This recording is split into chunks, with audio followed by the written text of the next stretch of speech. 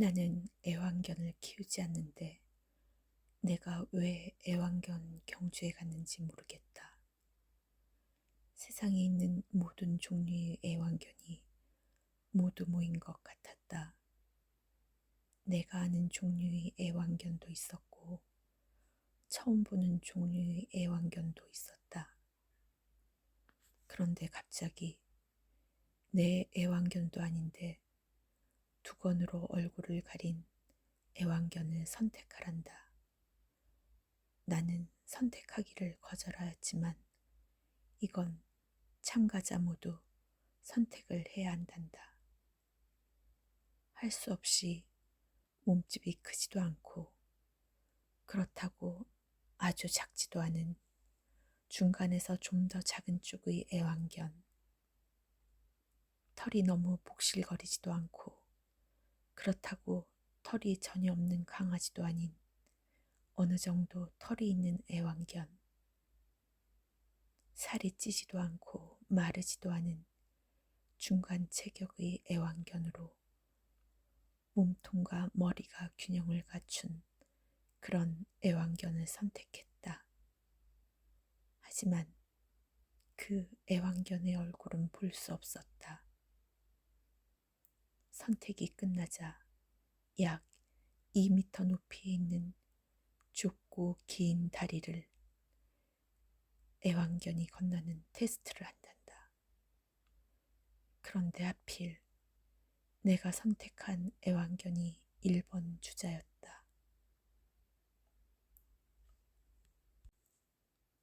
얼굴도 보지 못하고 선택한 애완견이 저 높은 곳에 있는 긴 다리를 무사히 건너기만을 바라며 멀리서 지켜보기만 할 뿐이었다.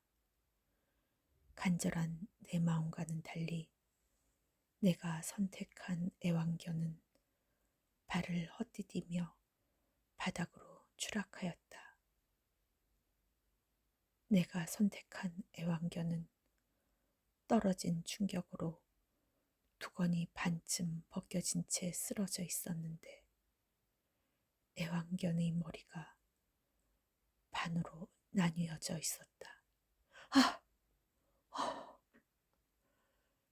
내가 선택한 애완견을 보는 순간 숨이 막히는 듯 했다. 아, 제발 이건 사실이 아닐 거야. 그 순간 간호사의 슬리퍼 끄는 소리가 들리면서 악몽에서 벗어날 수 있었다. 깊은 숨을 몰아쉬며 꿈이어서 다행이다 생각했다. 악몽을 꾼 나는 다시 잠을 못 잘 줄 알았는데 눈이 스르르 감기며 또다시 잠이 들었다. 그러면서 다시는 악몽을 꾸질 않길 빌었던 것 같다. 스르르 잠이 들면서 두 번째 꿈을 꾸었는데 다행히 악몽은 아니었다. 내가 있는 곳이 어디인지 모르겠지만 그곳은 은은한 음악이 흐르는 가운데 전체적인 색상은 파스텔 톤이었고 적당한 기온으로 기분을 상쾌하게 만드는 곳이었다. 또한 어딘가에 매여 있지 않고 자유롭게 다닐 수 있어서 기분 좋은 봄날의 느낌이었다. 그런데 갑자기 장소가 바뀌었다. 난 여기 그냥 있고 싶었는데 내 마음대로 되지 않았다. 보조교사인 나는 담임교사를 도와 1학년 현장 체험학습을 갔다. 버스를 타고 체험학습을 가는데 길이 좁고 구불구불해서 아슬아슬하게 산을 넘어가야 했다. 겨우겨우 도착하여 점심 식사를 하는데 성인 키 높이에 설치된 널빤지를 이어서 만들어 놓은 다리를 건너면서 급식을 받는 상황이었다. 버스길도 마음에 안 들었는데 점심 식사를 받는 곳도 이렇게 위험하게 설치해 놓다니 더욱더 심기가 안 좋았지만 담임교사가 아니라 보조교사라서 이의제기를 하기가 난처했다. 나는 그저 널빤지가 이어지며 약간 굽은 곳으로 가서 아이들이 안전하게 지나갈 수 있도록 도와주는 것을 할 뿐이었다. 그런데 내가 걱정하던 일이 일어났다. 급식을 받으려고 움직이던 아이들과 옆에서 불안하게 지켜보던 내가 순식간에 널빤지가 무너지며 한꺼번에 바닥으로 추락한 것이다.